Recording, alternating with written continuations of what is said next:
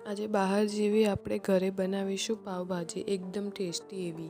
એક કુકરમાં 2 ગ્લાસ ભરીને પાણી એડ કરો। હવે તેમાં બટાકા, રીંગણ, ગાજર, ફુલેવર એડ કરો। મારી જોડે જે શાકભાજી અવેલેબલ હતી તે મેં લીધી છે। ત્યારબાદ તેમાં વટાણા અને મીઠું એડ કરવું અને કુકરમાં 3 થી 4 સીટી મારી લેવી। પછી મેં મરચું, લસણ, આદુની પેસ્ટ તૈયાર કરેલી છે। પછી સમારેલા ટામેટાં અને સમારેલી ડુંગળી લીધી છે। હવે દરેક વસ્તુને કુકરમાંથી સારી રીતે બાફાઈ ગઈ છે। હવે તેને સરસ રીતે આપણે ભાગી દઈશું અને સબ્જીને સરસ રીતે મિક્સ કરી લઈશું। એક કડાઈમાં તેલ ગરમ કરી લઈશું।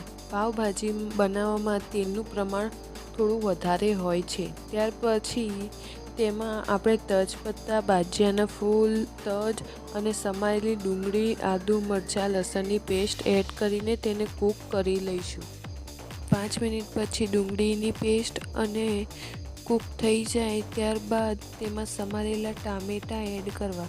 હવે તેમાં ધાણા પાવડર, મરચું પાવડર, હળદર પાવડર અને સ્વાદ અનુસાર મીઠું એડ કરવું। દરેક વસ્તુને મિક્સ કરી લેવી અને તેને પાછું 5 મિનિટ સુધી કૂક થવા દઈશું।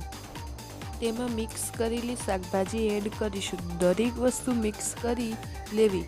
અડધો ગ્લાસ જેવું પાણી એડ કરી લઈશું। પાછું તેને સબ્જી ભાગી દઈશું અને તેને મિક્સ કરીને તેમાં પાવભાજીનો મસાલો એડ કરો 1 ચમચી જેવો અને 1 લીંબુનો રસ પણ એડ કરી લેવો જેથી પાવભાજીનો સ્વાદ જળવાઈ રહે અને તેને 5-10 મિનિટ સુધી તેને સરસ રીતે કૂક થવા દઈશું ધીમા તાપે।